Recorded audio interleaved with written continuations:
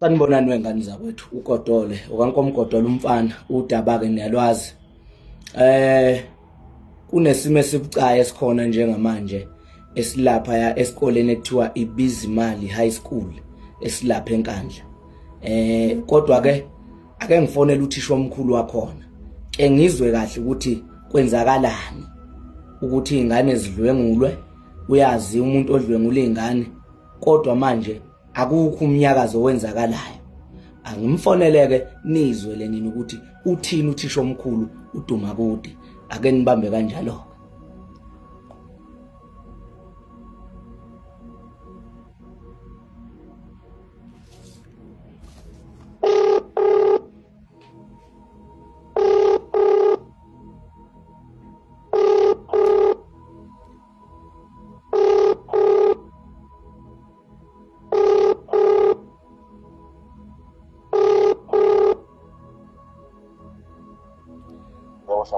Baba Dumakude. Yebo. Ninjani baba? Siyaphila. Ngiyaphila. Ukhuluma noGodole baba.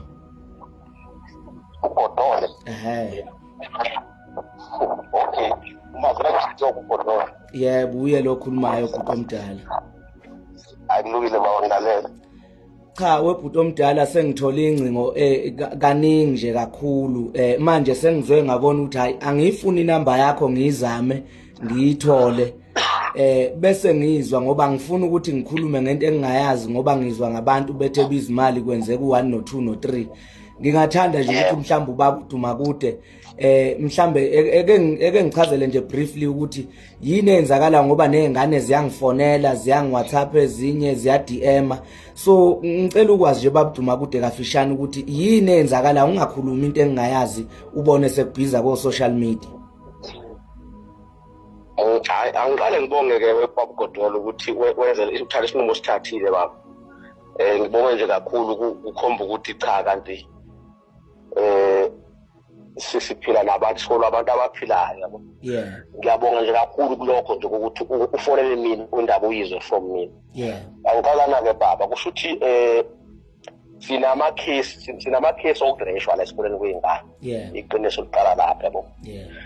Manje ke into eyenza ukuthi izingane kuba ngathi manje sone tension phakathi kwezingane nomphakathi. Izingane zikholelwa ukuthi umuntu ozirephayo ukhona endaweni yabo. While umphakathi umuntu mawuthi uyamfuna awumtholi. Mhlambe ke maqala indaba iqale kuphi? Kunomuntu wala endaweni baba owaganga la endaweni ohamba egangeni endaweni ngo2023.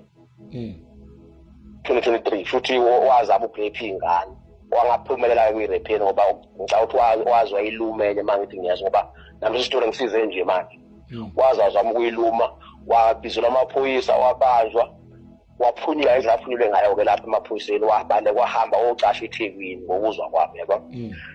Wahamba i2023 uyabuya njengamanje 2024 ubengazwana lemphakathini ukuthi ubuyile kodwa nje ubuyile wedeye kuyini uselephenye ingane futhi yabo. Awu kahle. Ngenhlanhla ke kwatholakala ukuthi lo muntu orephelo ngane uyena. Yes, lokho nje kwakhiye ukuthi cha uyena. Wazama umphakathi kumfuna wazwaya ngoba umuzwa kuba ukhona le social umuntu nje waziwayo ukukhulile khona le social akusumuntu okhamba. Wazanya ukuthi ayofuna lo muntu loyo umphakathi wazama kumfuna wangamthola kwabizwa meeting nenduna uma wakhona wamphika yabo. Ngoba ukuthi ke manje umphakathi ke manje kwabizwa namaphoyisa asekhombe na kwahlala phansi njengamanje umuntu ofuna uziwe imali. Manje ine process yokufuna kwakhe. Ama-case okurepha aqhubeke yabona. Manje asaqondi ukuthi kanti lo muntu ucashe kuphenza lento noma kusase uyena noma sekukhona abantu manje abasebenzisa ithuba lokuthi hayi vele kuzothiwa yilo muntu lo yabona. Sekunaleyo confusion ukuthi kahle akusaqondakala ukuthi uyena lo muntu noma sekukhona abathatha ithuba lokuthi vele benza into ngoba bazi ukuthi kuzothiwa yilo ofunwayo yabona. So ilapho umphakathi uyamfuna awumtholi. Izingane ziclaim ukuthi no ula and ezinye zazo ziyaconfirm ukuthi ziyambona yabona. Of which asikwazi kahle kahle njengamanje uconfirm ukuthi mazithi ziyambona zimbona ngoba uyafunwa katholakala. Izingane zithi hayi ukhona. Izolo nje bekune strike esikhulu sezingane zithi manje iy'ngane zibona umphakathi ungenzi okwanele ukumthola lo muntu yabona. Amaphoyisa manje tension ukuthi umphakathi njengamanje amaphoyisa abekhona la izolo abekhona la. Amaphoyisa sekhombe ekudedelekeni kwakhe lo muntu ekuqaleni ebaleka waphunyula kanjani nayithola nimpendulo njengesikole ukuthi lo muntu amaphoyisa ade mbamba uphunyulile noma yiwo amaphoyisa sekhombe enze ukuthi lo muntu aphunyuke. Ngikuzwa ukuthi lo ndaba ke baba nami ngiyizwa manje sekukhuluma into endala kuyenzakalana yabo ngoba ngangekho ngesikhathi yenzeka kodwa mangithola ukwenze lokho akwenziwe wabanjwe ehholo lomphakathi ehholo lomphakathi kwafonela amaphoyisa esehholo lomphakathi kuthiwa waphuka wajampa ucingo lehholo yabo ihholo lomphakathi libiwe nje ngesense kanti bathi waphuma umphakathi wasenkandla unjani usumbambile wamyeka nje wazi wajampa ababiza amaphoyisa uphunyula kanjani umuntu esebanjiwe? Yilo mbuzo ke baba mhlambe singawubuza so ukuthi kwenzeka nje uzaphunyula yabo.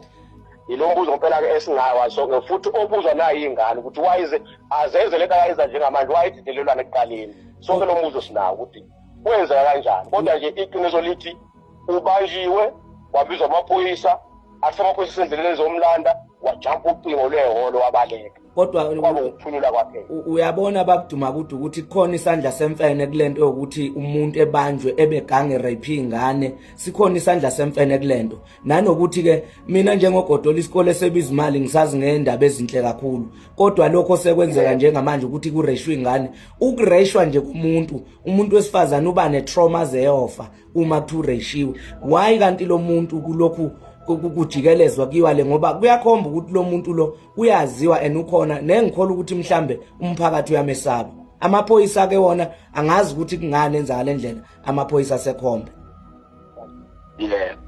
Cha noma ngifisa nje ukucacisa ukuthi on our side as a school akakahle kahle ngempela asikho sure ukuthi kwenzakalani ngoba ukhona noma akekho kodwa futhi noma ekhona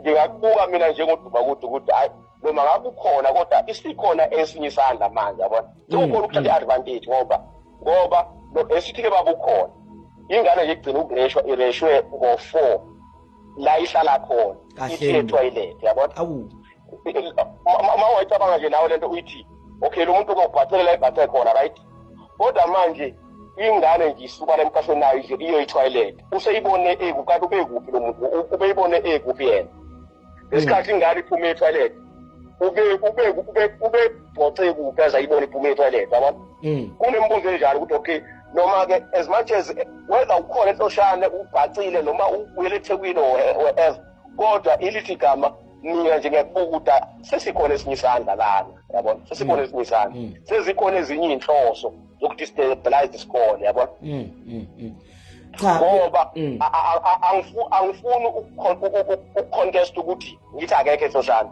angifuni ukusho njalo at the same time futhi angifuni ukuthi ukhona ngoba angazi ingane ziyathina ukuthi hayi ukhona umphakathi uyamfuna uthi awumtholi yabona ingane nje beshaya umuzi wakubo ngamatshe zithi uyena ukhona ufihliwe and stuff yabona so nje kunaleso simo esikanjalo asiteli kahle baba ngifuna ukugamba mama asiteli nje kahle qobo Dumakude isimo nje phela siyibi. Ngiyabonga Dumakude ngiyabonga kakhulu kodwa ke nami ngizoke ngizama ukuthi ngithinte abakhona ngoba mina ngila emkhontweni ngibhalanse khona mhlambe sibone ukuthi iluphi usizo nababangaqhamuka nalo njengomkhonto nje umkhonto phela ulwela nje umuntu omnyama so kufanele ukuthi izingane ziyolwelwa akukwazi ukuthi ngingabulawa ikusasa lezingane ngoba ukubulawa kwekusasa le South Africa lokho kwenzakalayo lapha ebizimali uma kureshwe ingane.